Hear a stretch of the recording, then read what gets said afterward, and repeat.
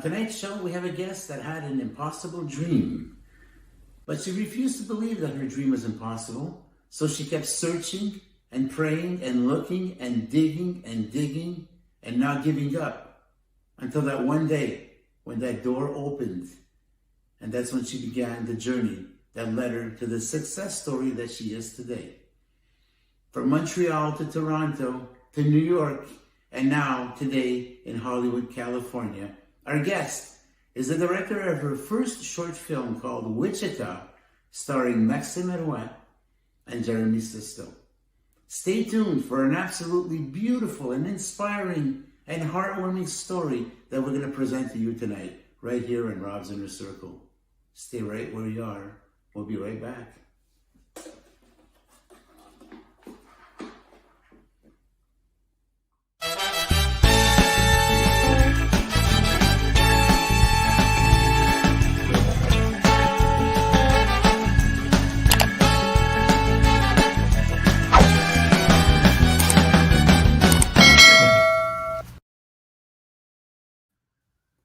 Good evening, ladies and gentlemen, and welcome to Rob's Inner Circle here on my personal Facebook page and on the YouTube channel called Bobby's Short Shorts. Thank you, everybody, for tuning in. We have a very exciting show coming up for you guys tonight. Very interesting guest. She's a homegrown talent from Montreal, Quebec, Canada, and now residing in Hollywood, California. I can't wait to introduce her to you. Stay tuned, guys. Like I said, it's going to be a really good show tonight. Before we do anything, we got to give a big shout out to my good friend, castmate on Daily Struggles, and the producer of Rob's Inner Circle, Miss Jenny Duhaime. Jenny, you're one of a kind.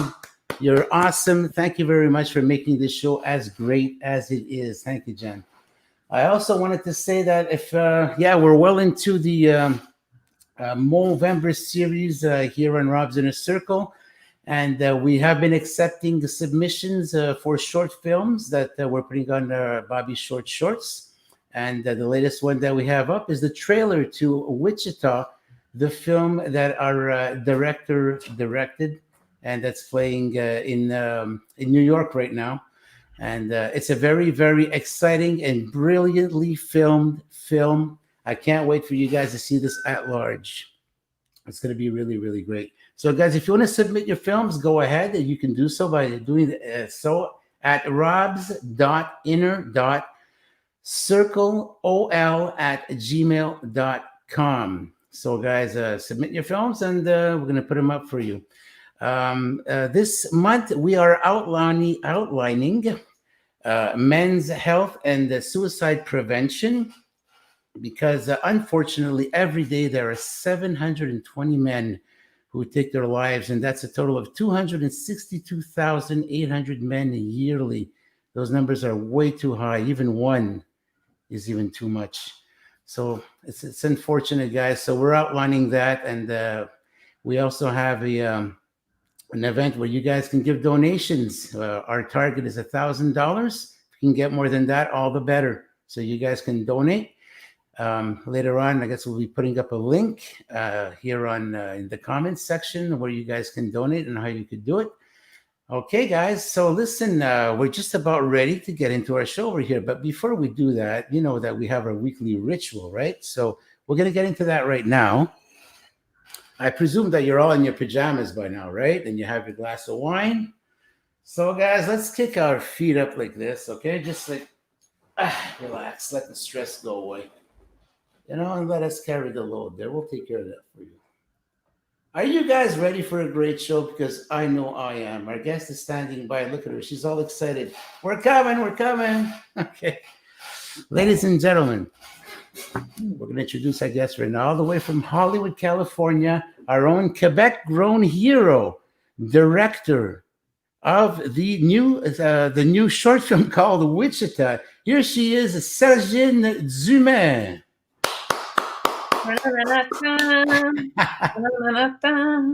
Okay, so we got you hooked on our jingle, huh? I love your jingle. Sergine, thank you very much for being with us tonight. Thank you so much for having me. So, Sergine, your story starts, you were born in Rivière-du-Loup, And at a young age, you left Rivière-du-Loup to come to Montreal. So tell us all about your journey and how everything started for you. So my mom took us to Montreal. I was 5. I think I was 5 years old. So I don't really. I was born in Rivière-du-Loup, but I don't have a lot of memories Okay. from that part of Quebec. So I pretty much grew up on the South Shore of Montreal. Went to high school in Longueuil, where you are, and I studied in Saint-Hyacinthe when I was 18, 19. And then I moved right after that. I moved to Toronto, so that's how it started. So at a young age, you're going to high school. You're at Notre Dame de Lourdes, and what's funny, as I'm pretty sure, I think I was thinking this over because we had spoken before, and I was thinking this over. I think I may remember you as one of my passengers on my bus that used to pick up going to school there. So can you imagine? We have some kind of a connection. So it goes back to all those years. Wow, that's crazy. I was riding the bus. I was riding the bus in Longueuil for sure. Okay, while you were living in Brossard. I was living in La Prairie, right next to yeah. Okay, so that's a lot of traveling for a girl your age there. Hey, Yeah. you're young, it doesn't matter, right? Right. So tell us, you were a part-time dancer with the Dirty Set. Tell us all about that. Oh, that was a long time ago. So for like sometimes I'll meet very old people and I go, "Oh my God, you were a Dirty Set! Wow!" You know. But most people don't know what it is. Yeah, Danielle Doris. She was this kind of théâtre des variétés type singer. And she had the dancers that looked a lot like the Rockets, the New York Rockets. They kick their legs. They have nice, they sequence costumes, top hats, a lot of feathers. So I started dancing. I started taking ballet jazz du Québec when I was like 6 years old. And then my mom put me into that. She called it a musical. So we did a lot of, it was my first introduction to musicals, like we did excerpts from Chicago. And so that's how I started. I got my first union card from, UDA card from being a Dorissette, and we did a lot of TV shows with Les Démons du Midi, with Gilles Latulippe, and all these and then Le Téléthon des Étoiles, and it was very exciting. And I started as a dancer. Yeah. But you were also, you were on Les Démons du Midi. That was the show with Gilles Latulippe, and was it Suzanne Lapointe? Yeah. I used to tune into that show just to hear her laugh. Right. Remember that legendary laugh she had all the time? That was absolutely crazy. It was fun. Those were the good old years, weren't they? Yeah, and I got to perform in these like kind of bigger than life performances with Danielle Doris, and she would sing "Je me les nuits de Montréal." We were dancing behind her, and it was like, and I was on TV. It was it was a big deal for me. 15, 16 when I started. Yeah. You were also on the show De Bonne Humeur with, is that Michel Louvain? Michel Louvain, yeah. And I mean, I love this guy, and I got to meet him pretty early on. He had good career tips for me. He told me about when he started, and he would sing in a bar, and the guy would like throw his beer at him, and it's like he told me all about, like, you're going to see all kinds, like it's not going to be all glamour. You're going to see a lot of unglamorous thing on the road to become being a working performer. There was also Michel Richard with him on that show, right? Michel Louvain? No, I think Michel Richard was on another garden party. Not on that. I didn't go on that show. No. But Michel Louvain, I believe, had a co-host, or was he alone? I think he was He alone. was alone, eh? Yeah. And he was a singer as well, right? Yeah, big time. Like, I mean, he still has a big following. I mean, my mom told me the story that when she was 15, she had him sign his autograph on her arm, and she didn't wash her arm for weeks. Oh my God. He was Wow. like Elvis Presley for Quebec. Michel. Nice. Yeah, big He is deal. a good singer. I don't know if he's still singing today. I saw him perform. I saw it on YouTube.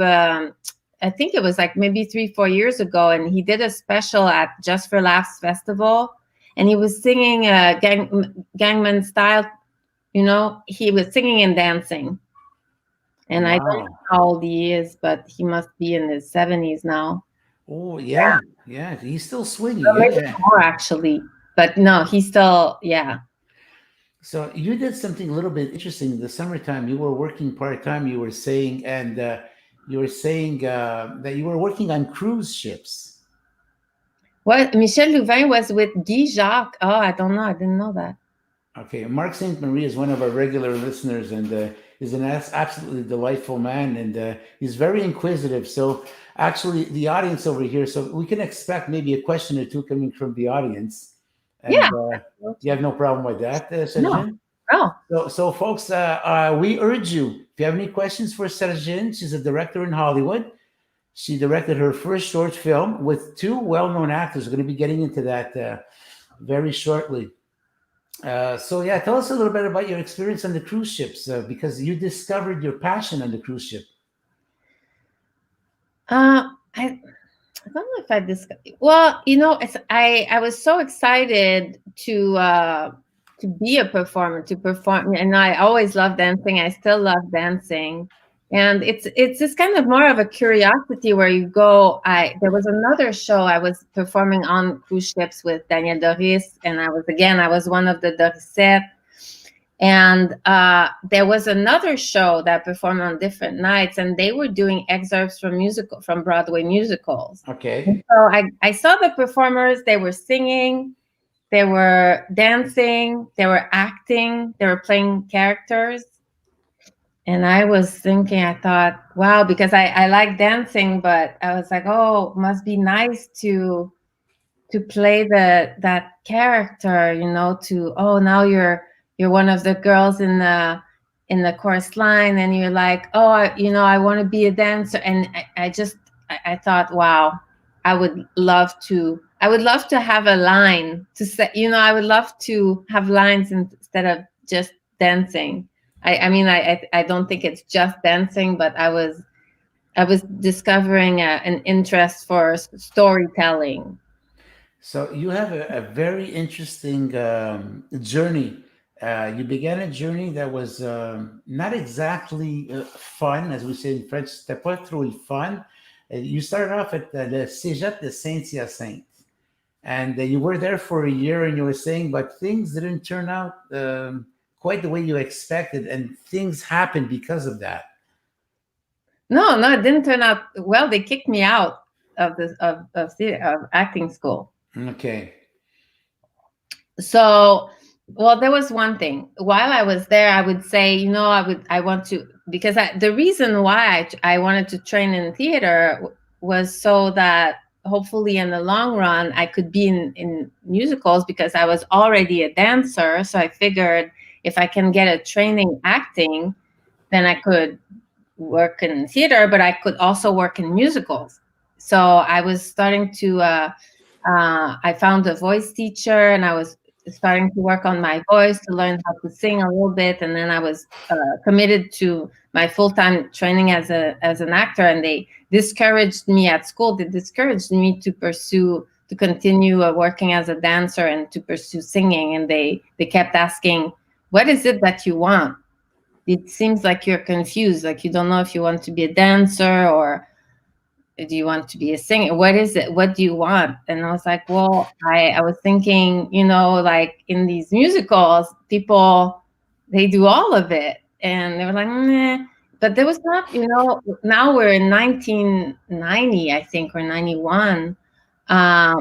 So there was not the kind of now there's a big culture of musical theater in Montreal. Serge Postigo does not with COVID, but Just for Laugh, they do a big production every year. The people have a better connection to musicals. It's not only an American thing anymore. But back then it was, I can understand the teachers for trying to get me to fit in the market, the Quebec market, that they were encouraging me, if I wanted to be an actress, to focus on acting. And that was hard for me. And then they ended up kicking me out. And one of the teachers said, we tried to break the dancer and you couldn't. You look too much like a dancer. Maybe you can go back dancing, and maybe you can find a way that, there's certain dance that are there's more acting involved. But yeah, I didn't think you can be an actor. Well, for those of you tuning in, thank you for tuning in. We have our guest tonight, Sergine Dumais. She's a Hollywood director, and she's directed her first short film, Wichita, which we will be getting into very shortly. Like I said before, there are two well-known actors there, and it's going to be very interesting. I saw the film. It's absolutely brilliant. Very, very well done. Congratulations, Sergine. I can't wait to talk about it in a few moments. But I wanted to tell you, so you were saying you had to find your own path, but back in the day in Montreal, there weren't any schools like this. So you had to find a way to go somewhere else to live out your dream. It was not happening as clearly in my head. It was more like a big sad disappointment of being kicked out of that particular school. But I thought, okay, well, I would probably need to study in New York if I want to do musical theater. I didn't speak English that well. So I thought, okay, I would first need to maybe do English immersion in Toronto. So I did that. I moved to Toronto a little under a year. I was there maybe 10 months.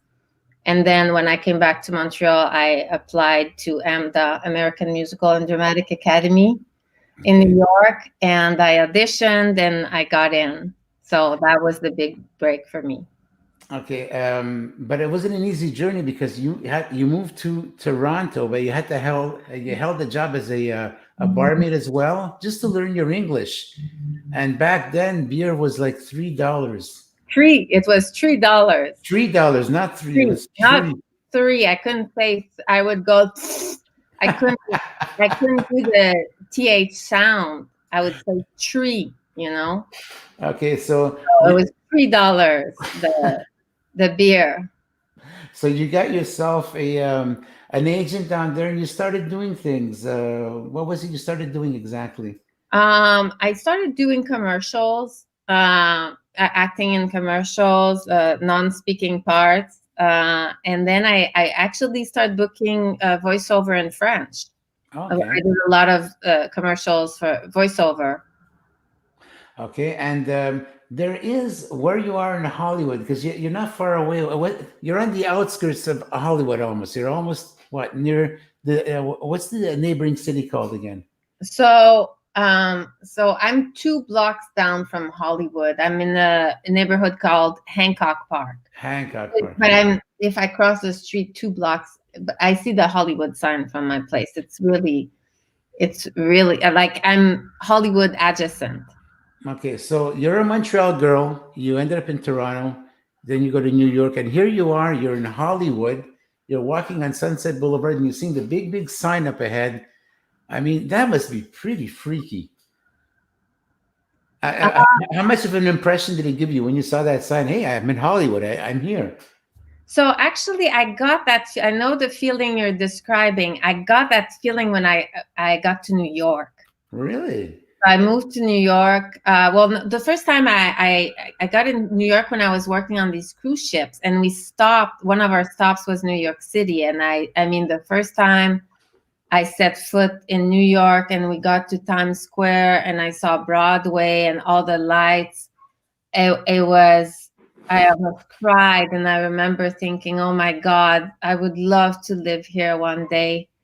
And so when I did move to New York, it was such a big deal for me. It was such a there was, and there in New York City, you can feel it. There's a soul in the city that I could feel. And to be honest, I never quite felt it here. I mean, I love what I do, and I'm very grateful that I get to work with the people I work with. But the being in Hollywood, to be honest, it never kind of had that effect on me. It's more of it's the other way around, because it's so, you see the Oscars, and it's once a year, and then everybody goes to the Dolby Theater, and it's just like this big, but it's not really Hollywood. The everyday life of Hollywood is not glamorous at all. Like, we're stuck, well, not now, there's less traffic nowadays, but you'd be stuck in traffic like for hours. You arrive in this windowless studio in Burbank, and it's not, all the studios are more outside this, the sun. So you don't get to have this feeling on a regular basis. And I feel like in New York, everywhere you walk, you kind of have this magic in the air. I've never quite felt it. I mean, sometimes you go on a hike, on a walk, and then to see how vast the city is, you get this feeling, this breathtaking feeling, but I never got it for being in Hollywood for some reason. I think I know what you're talking about, because I did visit New York last year, and there is a certain kind of vibe to the city. I was on 42nd Street, and there's this rock band called the Scorpions. They made a song about it, 42nd Street. It's called The Zoo. And there is a special vibe to New York, especially when you're in Times Square, and then you got the Fox TV station there. There you go, New York City. That's the way to do it. And I remember when I was there, and it's such a big thing with the police down there. I don't, like over time, I don't know what happened there, but it was such a thing with police. Every shop that you would go in, New York police T-shirts, the baseball caps, what have you. And I went in and I picked one of those baseball caps on with that T-shirt. And I remember I was near Ground Zero, where the monuments are. And there's a police precinct there, and there was a SWAT team. And I was walking by in my T-shirt from New York, the police with the baseball caps, and hey, get over here. So I went over there and I took selfies with 3 or 4 SWAT members of the New York police. That was really freaky. It's very warm, and the police really mingle with the visitors over there. It's and you don't have that feeling here in Hollywood. It's spread out. You don't really, you miss it took me a while to get used to. I would miss walking out down the street and, being able to enter like a cafe or a restaurant and having people walk on the street. It's, it's a very lonely town. Esther is asking, how did you get to Hollywood? What brought you here? So should I, do you want me to answer now? Sure. Yes, go ahead. By all means. So after I had been a few years in New York, then I had a career in Montreal doing a lot of musical theater, a lot of theater. And then I wanted to, because I'm a trained actress, I trained in musical theater to be an actress, to be a performer. And then I decided to become a director, and I felt I needed training. And there's this teacher here called Judith Weston, who's incredible, like one of the top directing teacher. So I started to come during the winter because that's convenient. I started to come 2-3 months a year to study with her. And then I started to meet people, and I started to see opportunities for me to work here. So gradually I started, and then because then it comes to a point where if you're going back and forth to cities, you can't really establish yourself in one town. At some point I had to, even though I was still working in Montreal, I had to choose if I want to establish myself, I would have to commit to staying here and doing all the meetings and grabbing every opportunity. So that's how I ended up here, and it's been 9 years now. Oh my God, it's time for me to spend more time in Montreal. Hey, Sergine, you know what? This is a special toast for you. Oh, thank you. I got my wine. Hey, success to you, and may 2021 be an awesome year for you, and whatever's left of this year, may it be an awesome year as well. Cheers to you, Sergine. Thank you to you too. Thank you. Sergine, I'd like to get into the movie Wichita that you shot. But before we do that, can we tease the audience a little bit with the trailer you prepared for us? Sure. I guess I would have to share my screen, right? Yes. Okay, let me figure out how to do that. Share screen. To all of you who have just tuned in, thank you for tuning in. Our guest tonight is Sergine Dumais, a Hollywood director who has directed her first short film with two well-known actors that we'll soon be talking about. Okay, so I guess now I need to move this here and drag it here. Mm-hmm. All right. Okay, let's play this. Hey, honey. How's Wichita? Where are you? At home? Oh, great. You're at home? Yeah. Oh, good. Go to my sock drawer. I need Gus Hansen's business card. It's next to my change cup. Sure, no problem. That's short and sweet teaser. Oh my God, it's too short. Well, you know, it's a 5.5 minute film, so you don't want to give it away, right? You don't want to give it much of a. So, the idea is that it's one surprise after another. So you just want to give a little premise that she's in a bad position and she has to run back home, but then, yeah, then you see what happens. Well, guys, I had the privilege of seeing the movie. I am not gonna say anything. My lips are sealed. I can just tell you this: the movie is absolutely brilliant. And let's talk a bit about the actors. We have Jeremy Sisto on the movie. Jeremy Sisto, I played in 6 Feet Under. Did he also play in the Titanic, I believe? No, I heard recently that actually he was up for that part. Oh, okay. Leo DiCaprio got it. I heard very recently that he had the screen test for that part with Kate Winslet. So I guess it was between him and Leo. Leo got it. So I could give you the link right now. So we're playing festivals this whole year. We just finished playing at Holly Shorts and then at Toronto Shorts. And now this week we're going to be playing in New York City at a Female Voices Rock Festival. So I could give the link to Robert so that they can watch. It's virtual festivals because of COVID. Sure. So you can actually see it. I can't wait to see that film again, and I'm going to watch this again and again and again. What inspires me a lot about the film is we're going to get back to the actors in a second, but the way it was filmed, because I'm a film producer and director myself, and I got a lot of inspiration how this film was shot. Again, it's just absolutely brilliant. I love the camera angles that were taken. The director of photography did an amazing job. So talk to us a little bit about Maxine Meroil, who's a local Quebec hero from Montreal over here. She is. I had worked with her before. I do a lot of voiceover work here. I direct the French dub of a lot of Hollywood movies. We dub it into French. Maxime, I had the pleasure to work with her directing when she was voicing for other actors. So I knew how she worked.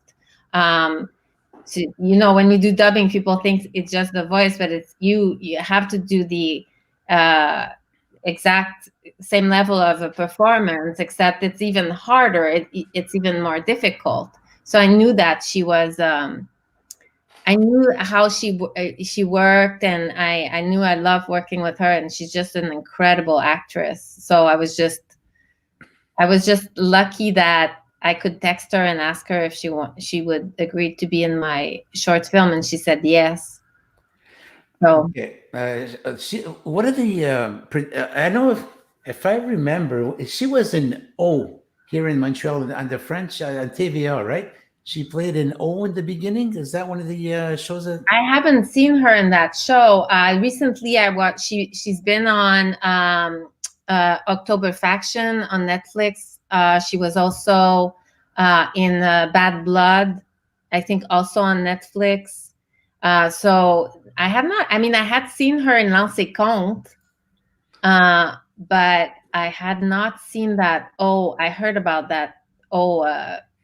I believe it's in the beginning. I think she's been like in 100 movies or something. She's been everywhere. Well, I was absolutely flabbergasted when I saw her because I never expected for English to be as flawless as it is. I mean, you could swear that she's she was born English, and her performance in the movie was just great, and you could not have chosen a better actress. That's a good choice they did there. And the twist in the film is just, again, it's so brilliant.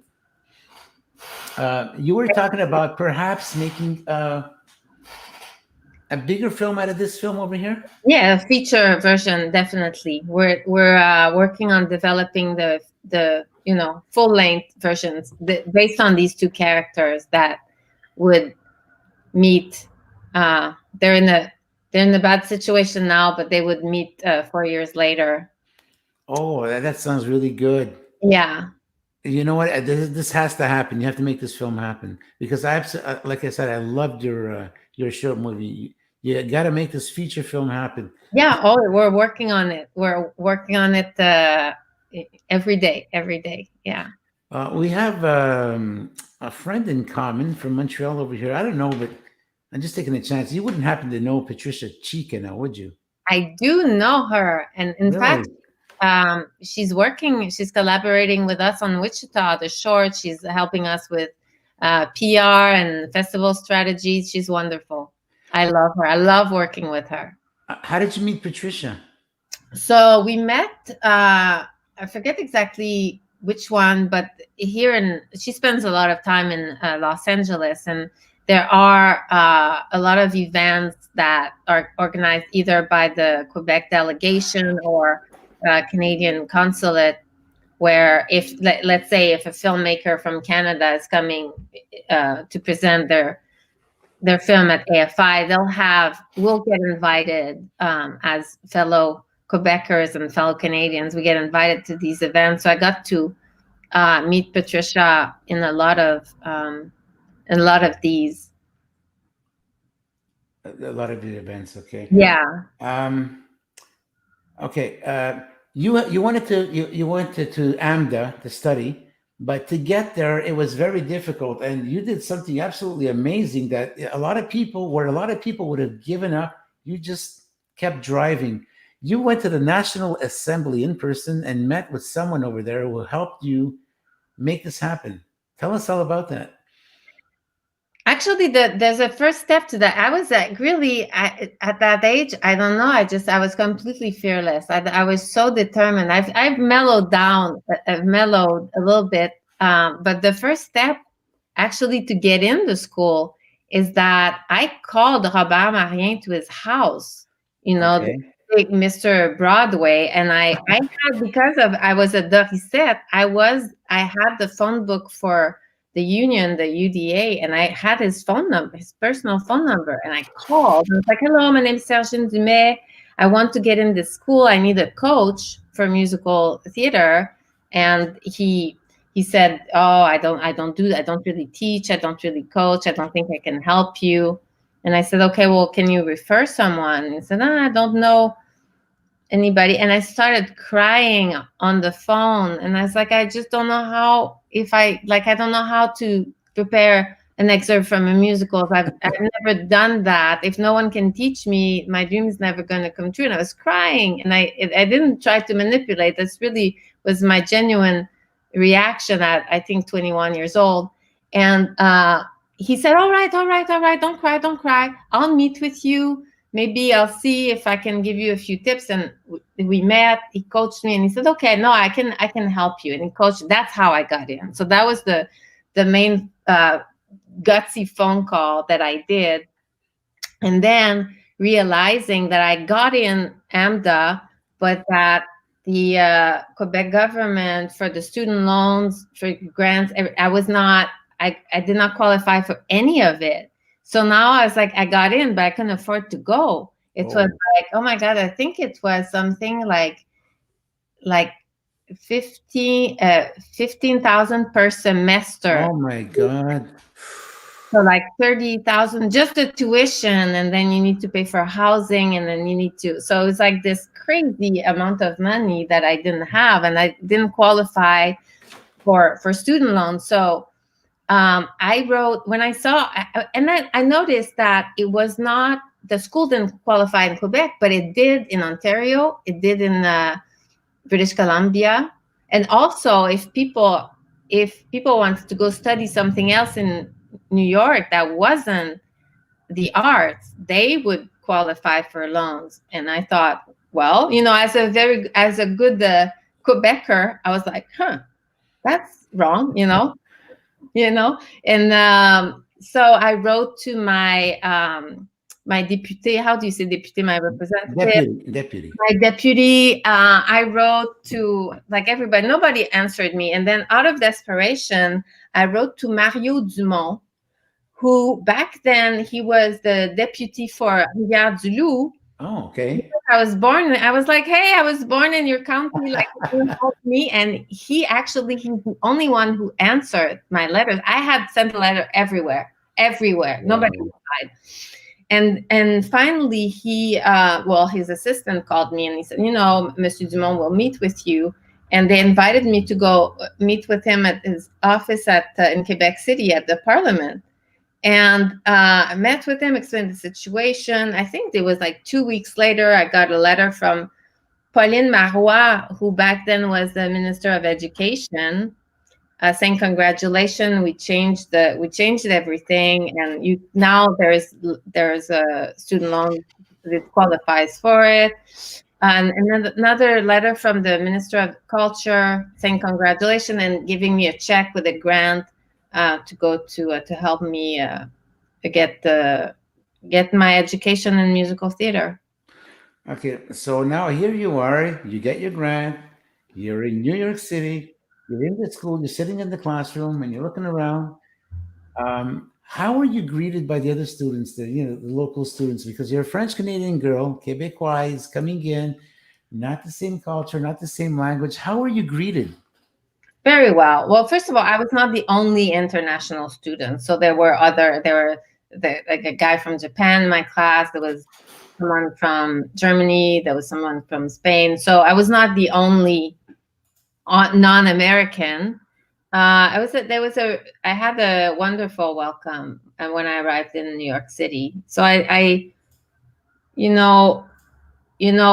today's political chaos that we're going through, I mean, that was not my experience with America. My first experience coming to America was so welcoming and so embracing of everybody's differences. It was great. So much that you decided to become an American citizen. Yes, well, I became an American citizen last year. Okay. Because I wanted to be able to vote in the last election. Okay. I'm gonna say that. So it's been a very trying journey, and you're a total inspiration for anyone listening out there who could be in a similar situation right now that you were back then. What's the advice you can give to that person right now? For someone who is in a situation where I was, like, at 22. I mean, I would definitely, I would highly recommend just banging on doors as loud as you can until someone opens the door. I mean, eventually some people just get tired and they finally open the door. That helped me, definitely. Okay, once again, Sergine, you're going to be dropping a link, like you said before, because there are people who are interested in watching this movie. It has intrigue. It has déclenché beaucoup de, how can you say that in French? Curiosity A lot of people are yeah, curious. absolutely. I would love for you to watch the film. Yeah, Okay, so at the end of the show, you're going to drop the link for me, right? absolutely. Yeah. Okay, so folks, you heard it from the director. We're going to have a link. You're going to be able to watch the entire movie. Sergine, just awesome. Are you planning on making other short films in the near future? Right, absolutely. So this was my first short. It was my first film. I definitely want to do more. I come from the theater, and I considered myself a theater director first, and now I do voiceover. I love doing it. I always considered my passion to be more theater. Now that I've done my first film, it might expand to more films as well. And what kind of genre of films are you looking at doing? You like doing some little comedies like this, or you like drama, you like comedy, mystery? What are the genres of films that you think of you might want to do? So I love that, the short film Wichita. One of the reason I picked this script, and I love the script, and I wanted to do something with it, is because it can go either way. And it's interesting because in some festivals they put us in the comedy category. Sometimes they put us in the drama category. Sometimes they say it's a thriller. So I just love that people can't quite describe the genre. So for me, that's actually what I love the most. It's kind of like it feels like it's a comedy, and then it goes somewhere completely unexpected, and now you're just like, oh my God, which is, I don't want to give anything away, but this is the kind of feeling that you get when you watch Wichita. Is at first like, and then you go, and then it goes deeper and deeper and deeper and darker. I like when scripts are fun, high energy, but when there's also something very deep underlying, that when you start looking at what's really going on, then it's not just funny, there's something deeper. So I like to tell stories that have both the fun aspect. That's what I like about music. My favorite musicals, they have this kind of fun. I love your jingle at the top, and then you're like, oh God. Some of my favorite musicals, that's what they do to me. You think, oh, it's going to be fun, it's going to be a musical, and then suddenly you get involved with the characters, and then now you're heartbroken, or it takes you on a journey that you didn't necessarily expect. I love that. You did something totally original. The closing song, you have a Quebec performer for the closing. Actually, the song, Jean Leloup. Did I read right? It's Jean Leloup. Jean Leloup, yeah. And that's actually, we were looking at songs for the, I wanted the first inspiration I had for the opening scene, which you see, it's so dreamy. I had that song in mind from, do you remember Top Gun with Tom Cruise? Oh yeah. There's also down, down, down, down, down. Yeah, that was a nice song.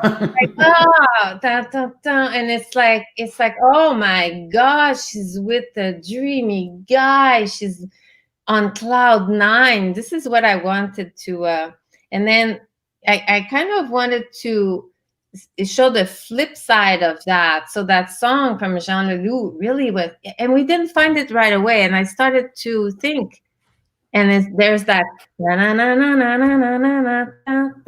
I started having fun. But then the lyrics are L'amour est sans pitié, which I thought was kind of the theme of the movie. It's without giving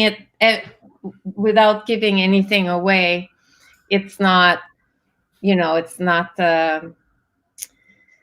it's about something that is hard, about being in love and in a relationship and in a marriage, that it's not necessarily this only this little dream and this fairy tale. That I just love the lyrics from Jean Leloup's song. He's my favorite singer, and it's just, I thought it was perfect because it was a hit song when I was a teenager. So, and I love that the signature at the end is in French, and that you can hear my my French Canadian in America voice at the end. I just thought that's that perfect song, and we were lucky. We tried to ask for the rights and we got them. Wow.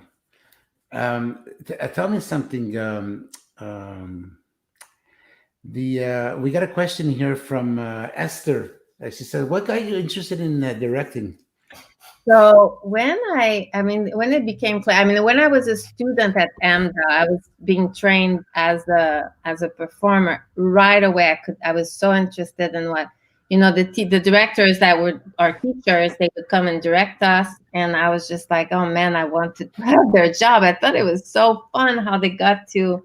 And then when the first big show I booked was in Montreal. I was in the French version of Grease, the musical, with Marina Orsini and Serge Postigo and all these cool people. And I remember it was like my dream was coming true. I was in this big show, big theater, and I was playing Frenchie. I was playing one of the main characters. And I just, in that moment, I started looking at, my part, my job was to play this one part, and looking at the director, that he got to have a vision of the whole show, and he got to tell the story. I just wish I had I started envying being the one, because, as an actor, you don't get to be a visionary. You serve the vision of the director pretty much. As a director, I like to to collaborate with the actors and let them have their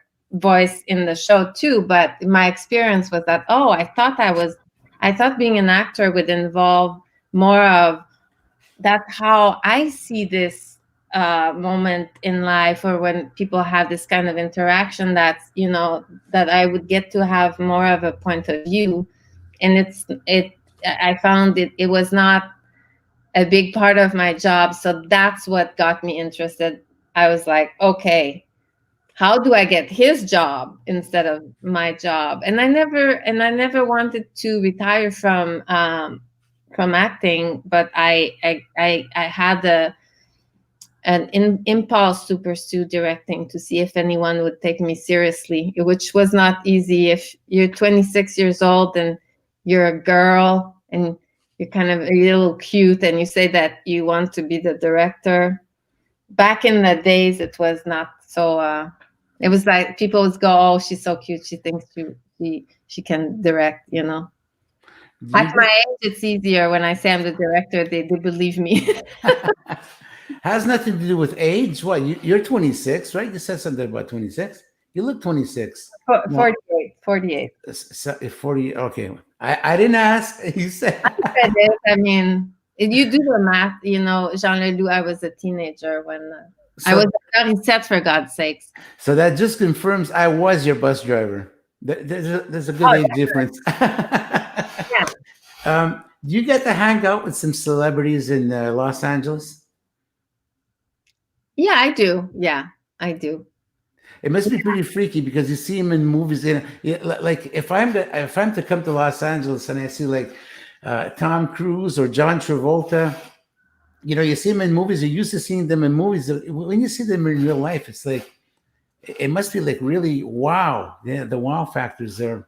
Did it do that to you too when you first ran into these people?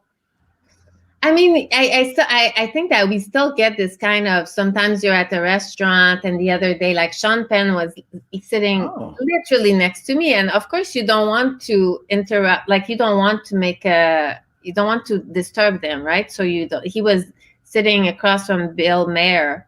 Oh. And so sometimes we often kind of look at each other going, look kind of look. And so but it's not, I mean, there's nothing better than getting to really collaborate with someone. Like for me, working with Jeremy Sisto was because I just love his work, and that's a bigger kick for me when I get to work, even if they're not as big of a star. If it's someone that if I admire their work and I get to work with them, there's nothing bigger than that. But I already had that in Quebec. I got to work with Rémi Girard and Luc Guérin. And so, I mean, there's nothing that can top that. So just seeing a star in the room, it can't top actually getting to collaborate with great actors, which is more exciting to me.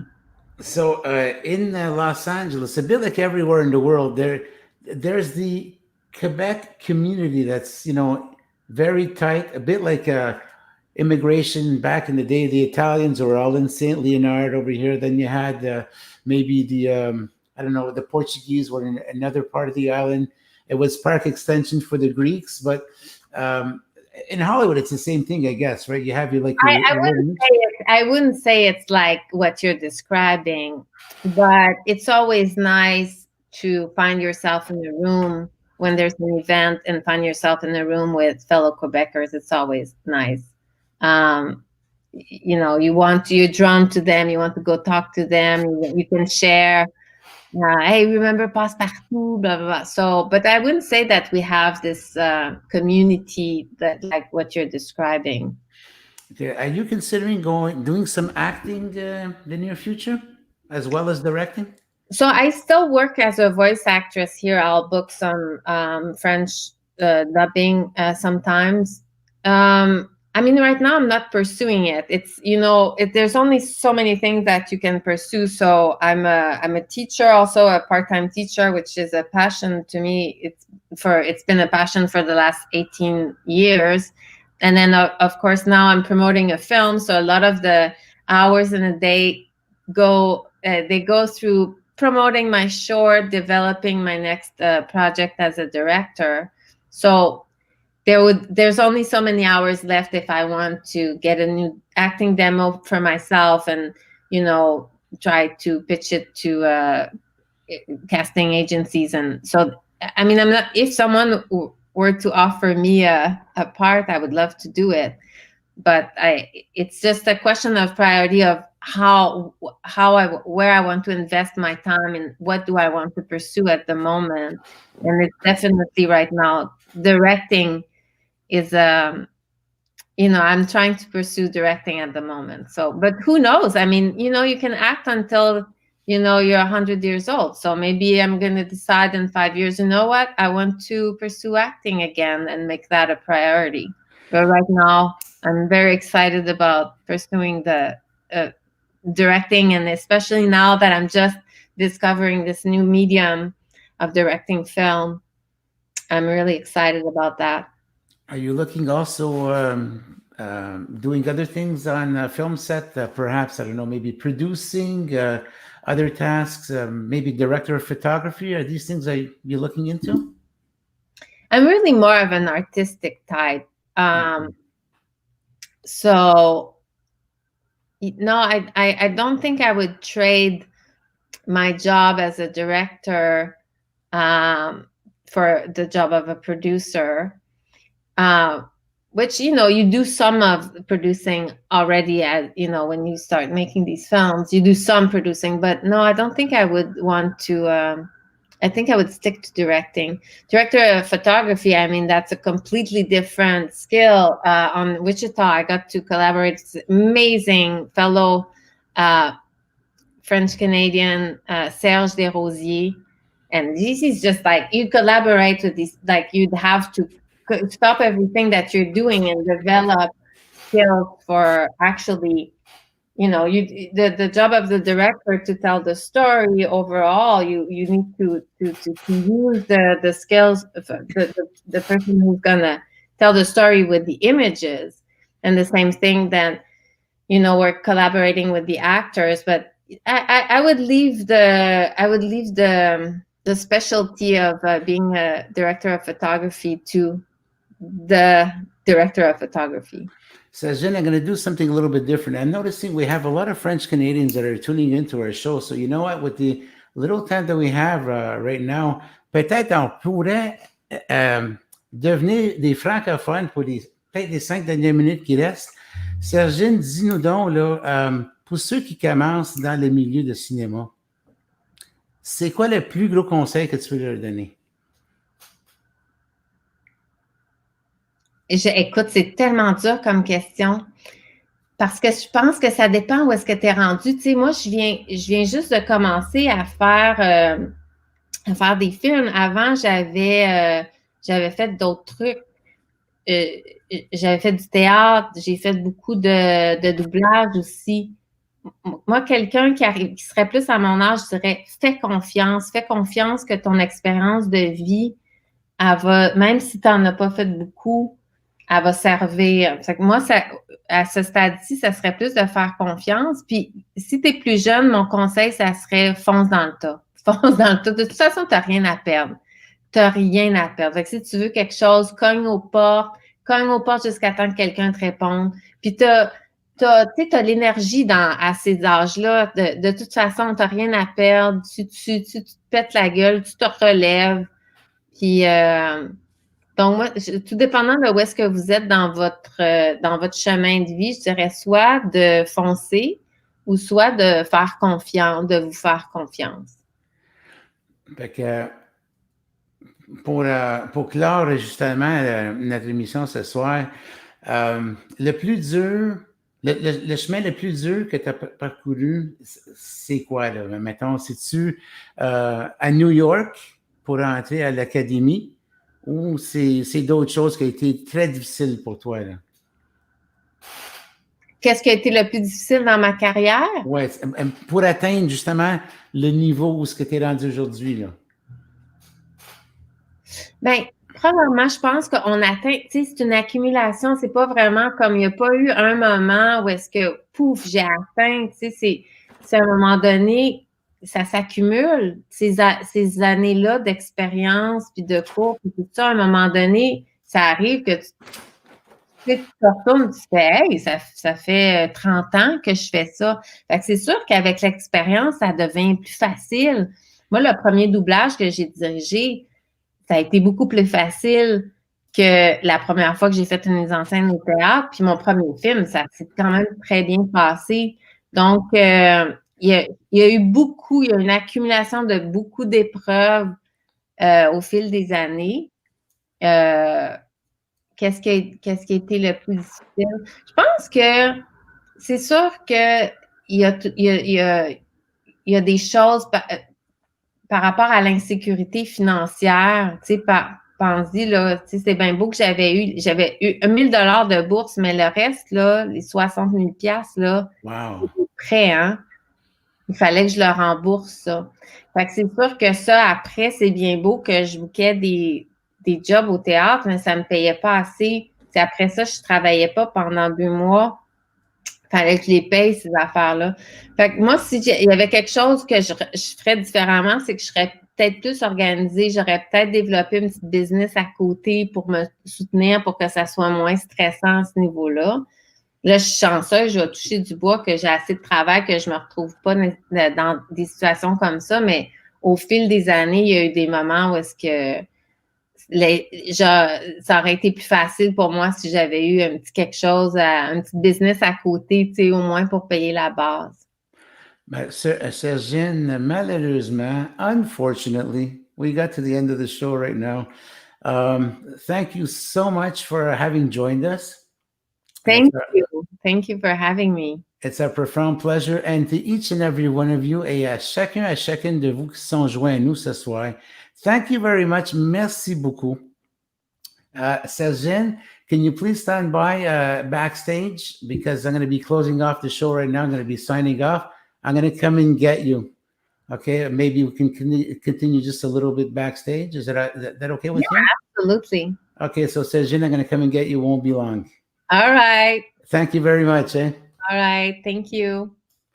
Well, there you have it, folks. That was film director Sergine Dumais that was coming to you live from Hollywood. A great, interesting show for you guys tonight. Once again, thank you very much for tuning in.